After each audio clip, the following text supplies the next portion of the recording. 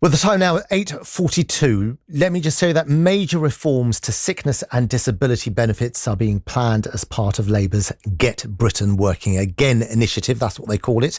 Currently, around 1.5 million people are unemployed, with a record 2.8 million people out of work due to long-term sickness. The government wants to tackle the root causes of unemployment and, in their words, put an end to the culture of blaming and shaming people who, for too long, haven't been getting the support that they need to get back to work. That's what they say. I can speak now to Dr. Amo Raju about this. And let me tell you a bit about him first. He was a distinguished Bhangra singer and also a chief executive. He's been involved with politics. He's a published author. He's also a disability rights activist and superb public speaker.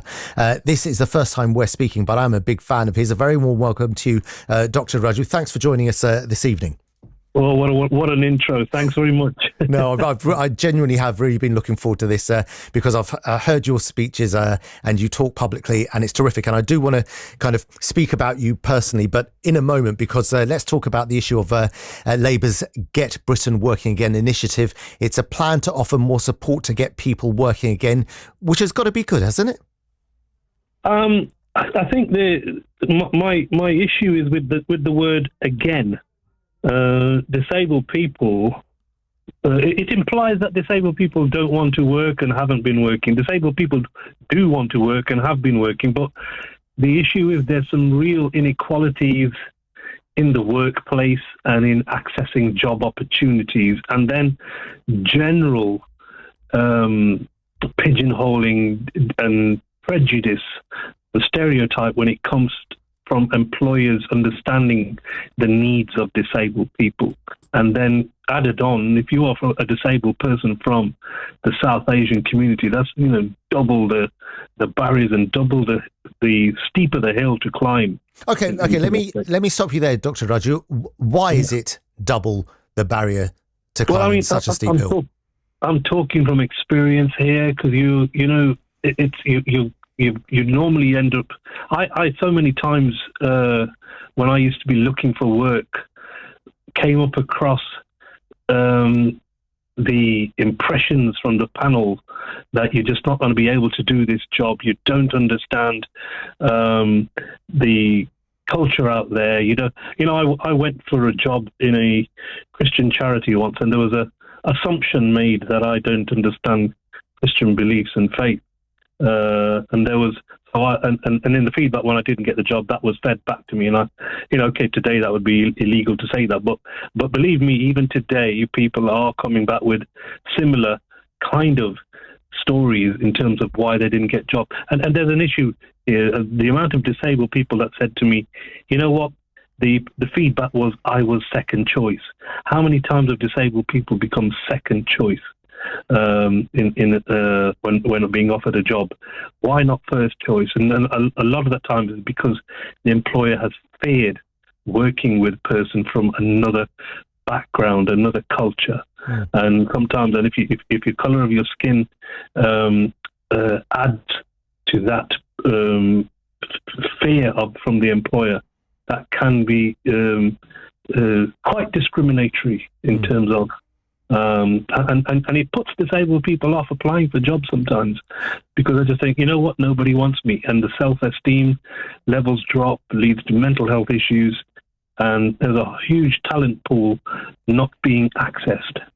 I've always said, especially in jobs around strategy, if you want to pick the best strategists for your team, you need to employ disabled people, because we are forever strategizing our next move, because we have to plan ahead 3 steps, simply because the society isn't geared for our needs. So we have to try and navigate different routes and different alternative processes just to stay on an equal footing. And these sorts of reasons that might exist, that people aren't taking on disabled people, whereas they should, because there are clear advantages for doing that. The government says this is what it's trying to do by getting Britain working again, getting British disabled people working again. They're going to offer that support for them to do that. But I want to ask you something else in connection to that. And that's this, because this afternoon, Number 10 issued a statement in which they were asked whether the Chancellor could be considering cuts to the benefits bill. And a spokesperson for Number 10 said, absolutely, there's nothing off the table when it comes to delivering value for money for taxpayers. And the welfare bill is definitely in Rachel Reeves' sights. And it made me wonder, and I'm not saying this is the case, but I just want to get your take on this. By getting disabled people working again, is this just a win-win situation for the government where they think, right, disabled people can work again, so that's good for disabled people. And for us, it cuts our benefit bill? Yeah. No, there's a real concern here. There's been so much research done over the last decade by a number of organisations, but the biggest one, the biggest charity in England called Scope, has done 2 sets of research around the inequality in finance when it comes to disabled people. Disabled people are already over £1,000 per month worse off than non-disabled people in just meeting their daily living needs. Now, if the Chancellor is saying, let's cut the welfare bill again, all you're doing is putting people into deeper poverty. And that leads to potential nightmare stories to emerge in the press, in the media. You could be yourself giving examples of how some disabled people have even died because they were not able to live on an equal footing. They're not able to live healthily, eat healthily, feed themselves. We've already seen the news about cuts to winter fuel payments for older people. This is something similar, if not worse, for disabled people who are already underfunded. So I would say to chancellors of any government, regardless of which political party it is, you need to think really carefully, because you've got to stop picking on disabled people. There are other ways of raising finances instead of looking at the welfare bill for disabled people. There was also it's an important stat here. People always say that there's a lot of fraud when it comes to disability benefits. The DWP themselves, just over 6 months ago, released some data where they said fraud in disability living allowance and personal independence payments is down to 0%. 0%. So, again, there's a lot of work needs to be done in terms of trying to get the message out to people that it's not just about disabled people getting into work. We've got to get the country working again, not just disabled people. No, I agree with you. When it comes to politicians and governments making decisions to do with disabled people, do you feel it's an issue, and maybe you don't, that there are hardly any, and I'm struggling to think of an example off the top of my head, because there are hardly any, if any, disabled people making the decisions which affect the disabled people of the country? Is that an issue? Great question, because I mean, I'm a disabled person who used to be a politician myself. I'm an ex-councillor. And the reason I entered politics is because I wanted to represent the cohort of disabled people of who I affiliate with. And I kind of said to, this is exactly why disabled people need to enter the political arena, because decisions are being made about us without us. And you could say, well, okay, they consult disabled people. And let's be realistic, those consultation processes aren't worth the paper they're written on half the time. So I really encourage disabled people to get into the political arena or in decision-making processes or start making noises around what's concerning them, because those decisions are being made without input from disabled people. You only just had a couple of months ago, a few weeks ago actually, conversations going on about the assisted dying bill, which is going to affect disabled people. That's right. And disabled people have not been consulted to the extent that they should have been in that. But I know that's a topic for another day. But again, we politicians need to encourage more inclusion when it comes to the political conversations to disabled people and disabled people's charities too. Okay, Dr. Raju, let me pick up on one point that you made there about encouraging more disabled people to get into politics, which I'm sure many people will support. But it doesn't really sit with what you said before, and that is that disabled people can struggle to get jobs because of discrimination against them, preconceived ideas which work against them, and they face lots of barriers. You clearly are somebody who has confidence in yourself. You've shown it, you've proved it by succeeding in different fields as a singer, as a politician, as a counsellor, as an author, as a chief executive. You really have, by any standard. Some people may say it all sounds like a bit of a nicety, but let's look at the facts, shall we? Smoking is the UK's single biggest preventable killer. I'm so sorry, Dr. Roger, can you hear me? Yes, I can. I'm so sorry about that. So sorry, we had a slip of the buttons there. Yeah. But so you have this incredible confidence and drive to succeed. Somebody who's not even getting interviews for jobs or getting pushed back from jobs, how do they pick themselves up in order to get into politics? What would you advise them to do? Well, I mean, all those issues you raised, yes, I had success in all those arenas, but at great personal cost, because it massively affected my mental health. And I only just published a book a couple of years ago about my secret therapy sessions, my secret relationship with depression. And when, yes, I became a singer, but it affected my mental health. Yes, I became a CEO, but it affected my mental health. Yes, became a politician. Now, the reason I'm no longer a politician is because other politicians harassed me, discriminated against me. And if you Google me, you'll see what happened in that political arena. And I was quite happy not to stand for election again. It's one of those things that at personal cost but again, I would say to disabled people, don't let my experience put you off. Take strength from it, what these things people can achieve in life, and hopefully they will not face the same kind of issues that I faced.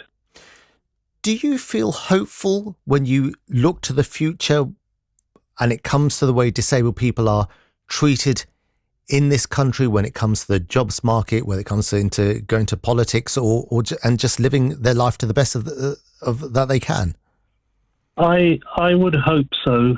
There's a whole generation of children now in schools who are sitting next to other disabled children, yeah, and vice versa. So the prejudices that I grew up with should be reduced. But I have this thing, I started. I joined a disability charity and became its CEO, and I left 30 years later. And on my exit, a journalist said to me, "What's changed over 30 years?" And I had to say, "Nothing. In fact, things have gone worse." Really? Prejudice is still high. Discrimination is still high.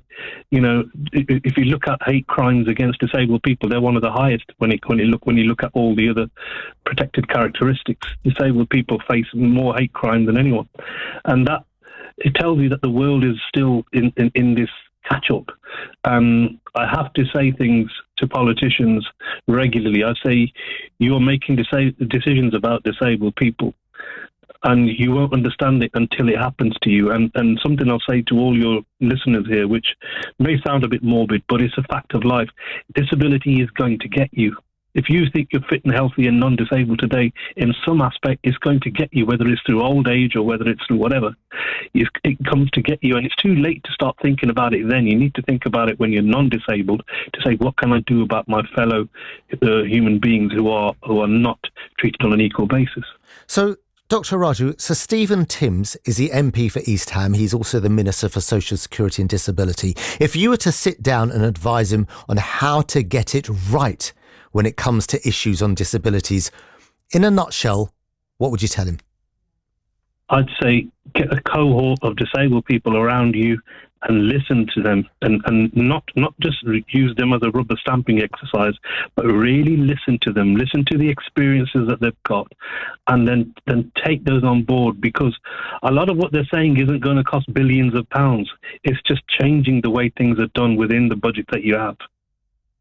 Yeah, that's a sound bit of advice. You know, there were a couple of other things I wanted to touch upon there, Dr. Amo Raju, because I watched your TEDx talk on YouTube, and it was such a compelling watch, including, first of all, when you were about 8 years old, I think, and you were sitting there watching Rainbow, and you heard your parents speaking to some friends, about your disability, because you have, if you don't mind me saying, cerebral palsy, and that's what you've lived all your life, and it affects the way you walk, and also the time that you were turned away from a nightclub because the bouncer thought you'd been drinking because of the way you walked, and then a few years later he came to you for help to help fill out forms because his legs had let him down. Yeah. My life is full of examples of karma, where people have been negative towards me, and then years down the road, they've found themselves needing my support. You know, I was once assessed to be placed in a day centre by a social worker, and I said, "What? You want me to sit there for the rest of my life, weaving baskets and making bird tables? Is that what you think I'm good for?" I walked out of that day centre, and 20 years later, I signed a contract with the local authority, and I took over that day centre as the CEO. And that same manager was there. The social worker was still there, and he didn't recognise me. He didn't know who I was because I was just another disabled person. Incredible. You do. Yeah, sorry. I'm so sorry, Dr. Amo Raju. You do have these incredible stories. And if I may recommend to people just to type in your name, Dr. Amo, spelled A-M-O, Raju, R-A-J-U. Go onto YouTube. You see his TEDx talks.